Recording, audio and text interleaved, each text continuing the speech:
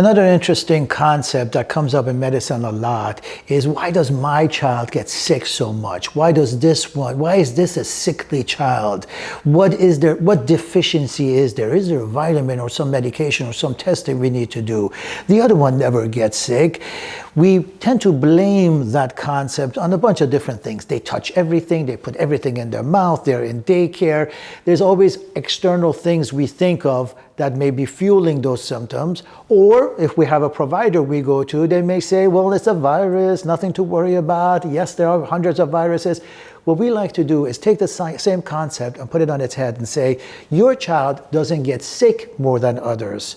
The intensity of the symptoms is more than others. Whereas every other classmate may have caught the same cold but had a bit of a sniffle and a rare cough. 1 out of 5 kids get the sniffle and congestion and have a dramatic cough. We don't think of those slight sniffles and coughs and congestion as significant symptoms, but we think of this one as a terrible illness. They are the same illness with different intensities. Knowing that helps take the level of anxiety down. It's not a deficiency. It's not an immune problem. It's not a weak immune system.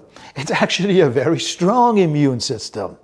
And once we recognize that, we learn how to manage that immune system, how to navigate it, how to make the child feel better, not with more external-oriented medications, more antibiotics, or more hygiene, or keep them at home so they don't touch anything, but focus our efforts on what can we do to reduce the inflammation, both in the acute state and over the long term. And it helps the child feel better, it helps the family feel better, and there's plenty of medications you can give that are 100% safe, that are not antibiotic, but just intended to reduce the symptoms. Why not focus on that rather than be frustrated and deal with all these lingering symptoms?